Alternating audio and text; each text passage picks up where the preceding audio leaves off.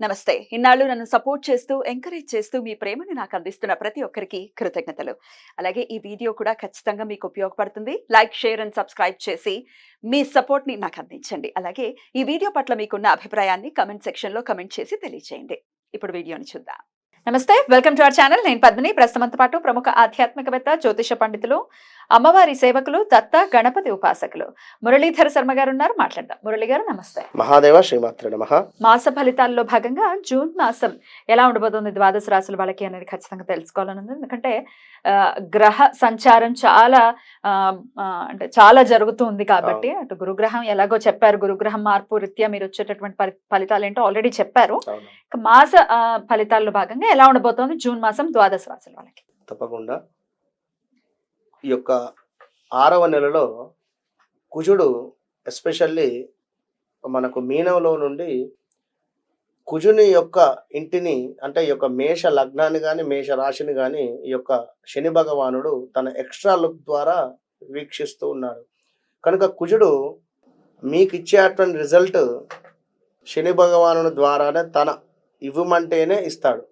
కనుక land issues కానీ ఏవైనా రియల్ ఎస్టేట్ వ్యాపారం కానీ కోర్టు సంబంధిత విషయాలలో కానీ కాస్త మీ జాతక పరిశోధన చేసుకున్న తర్వాతనే ముందుకు వెళ్ళండి. ఎందుకంటే ఏదో బాగుంది బాగాలేదు అని చెప్పారు కదా అని చెప్పి గుడ్డిగా వెళ్లకుండా ఖచ్చితంగా మీ డేట్ ఆఫ్ బర్త్ పుట్టిన సమయంలో దశ ఏం నడుస్తుంది, అదేవిధంగా ఈ కుజుడు ఎక్కడున్నాడు అనే విషయాన్ని గమనించుకోవాలి, చూసుకొని ముందుకు వెళ్ళాలి. ఎందుకంటే మీ జాతకంలో కూడా శని చూపు ఒకవేళ కుజుడి మీద ఉన్నట్టయితే మామూలుగా ఉండదు, మీకు చాలా ఇబ్బంది అవుతుంది. ఇది అర్థం చేసుకొని మీరు ముందుకు వెళ్ళండి. ఇక శుక్ర బుధ సూర్యులు ఎక్కడ ఉండబోతున్నారు? వీరు మనకు వృషభము అదే విధంగా మిథునంలో ట్రావెలింగ్ ఉంది వీరికి ఈ 1 మంత్ లో. కనుక వీటి వలన కూడా జరిగేటువంటి ప్లస్లు మైనస్లు మనం ఈ యొక్క వీడియోలో తెలుసుకుందాం. తప్పకుండా. మరి ఈ జూన్ మాసంలో ద్వాదశ రాశుల వాళ్ళకి ఎలా ఉండిపోతుంది ఇప్పుడు తెలుసుకుందాం. ముందుగా మేష రాశి వారికి ఎలా ఉండిపోతుందండి? తప్పకుండా అమ్మా.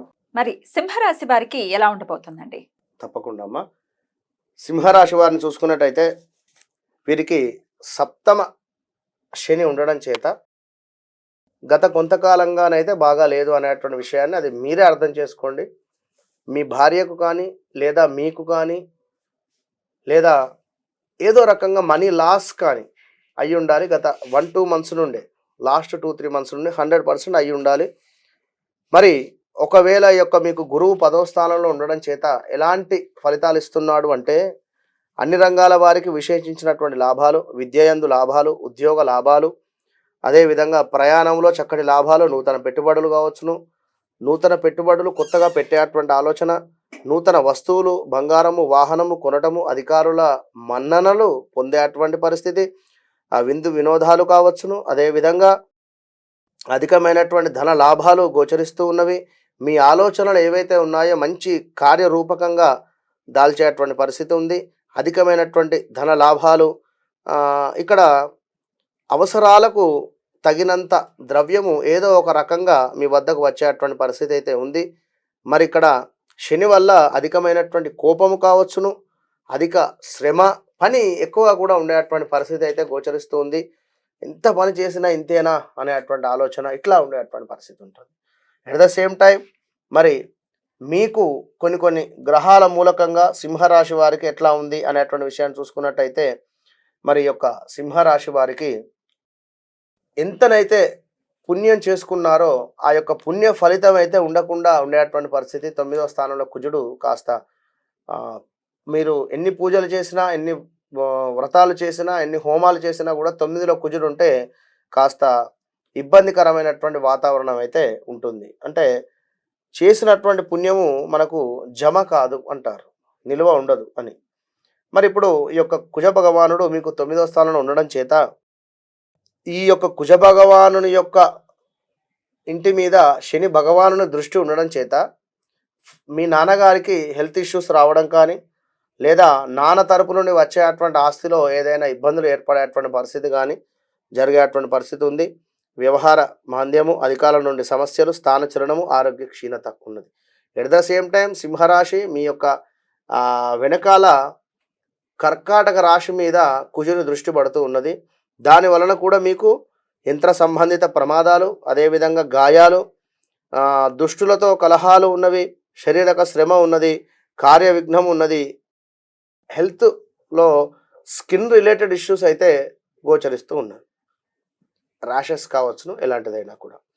ఇంకా మరి యొక్క సింహరాశి వారికి 3, 4వ స్థానంలో కుజుని దృష్టి ఉండడం చేత సర్వకార్య సిద్ధి, ఇంకా అనూహ్య ధనప్రాప్తి, ఆరోగ్యము సుఖంగా కూడా ఉండేటువంటి పరిస్థితి.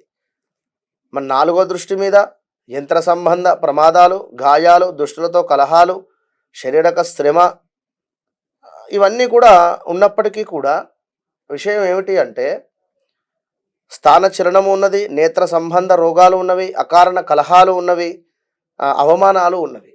వీటి వలన ఇక్కడ ఏ రకంగా చూసినా కూడా కుజ భగవానుడు మీకు మైనస్ వాతావరణాన్ని ఇవ్వడం జరుగుతున్నది. కనుక చాలా జాగ్రత్తగా ఉండండి సింహరాశి వారు. ఇక ఈ యొక్క సూర్యుని యొక్క దృష్టి వలన సూర్యుడు మీకు 10వ స్థానంలో ఉండడం చేత కార్యసిద్ధి, కుటుంబంలో శుభములు, అదేవిధంగా సంఘంలో గౌరవ మర్యాదలు పెరిగేటువంటి పరిస్థితి ఉంది. వ్యాపార వృద్ధి, సుఖ సంతోషాలు కావచ్చును, స్థిరాస్తులలో లాభము కావచ్చును, ధనాదాయం ఇవన్నీ కూడా సూర్య భగవానుడు మీ లగ్నానికి, మీ రాశికి అధిపతి కనుక సూర్యుడు తులాలో నీచబడతాడు. ఎట్ ద సేమ్ టైం తులాకు అధిపతి ఈ యొక్క శుక్రుడు, వృషభంలో కూడా మన యొక్క సూర్యుడు కొంచెం పవరు తక్కువ అవుతుంది. కనుక 15వ తారీఖు తర్వాత మీకు అద్భుతమైనటువంటి రిజల్ట్ ఈ యొక్క సూర్య భగవానుడు ఇవ్వడం జరుగుతుందండి. ఈ విషయాన్ని గమనించుకోండి. ఇంకా మరి యొక్క బుధుని స్థితిగతి చూసుకున్నట్టయితే మనకు బుధుడు మీకు 10వ స్థానము, 11వ స్థానాన్ని ప్రేరేపించేటువంటి పరిస్థితిలో ఉన్నాడు. 10వ స్థానంలో ఈ యొక్క బుధుడు ఉండడం చేత కాస్త చివాట్లు, భోజన హాని, అసౌఖ్యము, విపరీత సంతాపంలో కొద్దిపాటి ప్రశాంతత, ఆలసత్వము కావచ్చును, అపకీర్తి ఇవన్నీ ఉన్నవి. మరి నెల చివరి వరకు ధన కనక వస్తుప్రాప్తి, గృహంలో శుభకార్య నిర్వహణలు, బంధుమిత్రులతో ఆనందంగా ఉండేటువంటి పరిస్థితి. ఎట్ ద సేమ్ టైం వస్తు నాశనము, బలహీనత, స్త్రీ సుఖనాశనము, అదేవిధంగా ఉద్యోగ భ్రష్టత, సుఖశాంతులు, కీర్తి వృద్ధి, ఇష్టకార్య సిద్ధి, విందు భోజనము, కార్య లాభాలు, తేజో వృద్ధి ఇవన్నీ కూడా గ్రహాల మూలకంగా కొన్ని మైనస్ వాతావరణాలు అయితే ఉన్నవి. కనుక తప్పకుండా ఈ యొక్క సింహ రాశివారు మీరు ఏం చేయాలి అంటే ఈ యొక్క కుజ భగవానునికి సంబంధించింది, అదేవిధంగా సూర్యునికి సంబంధించింది ఆదిత్య హృదయము, కుజునికి సంబంధించింది సుబ్రహ్మణ్యేశ్వర భుజంగ స్తోత్రాన్ని చదువుకోండి. మంచి ఫలితం ఉంటుంది. All the best. రైట్ అండి, చాలా చక్కగా వివరించారు. ఇక నెక్స్ట్ ఎపిసోడ్లో కన్యా రాశి గురించి మాట్లాడుకుందాం. నమస్కారం.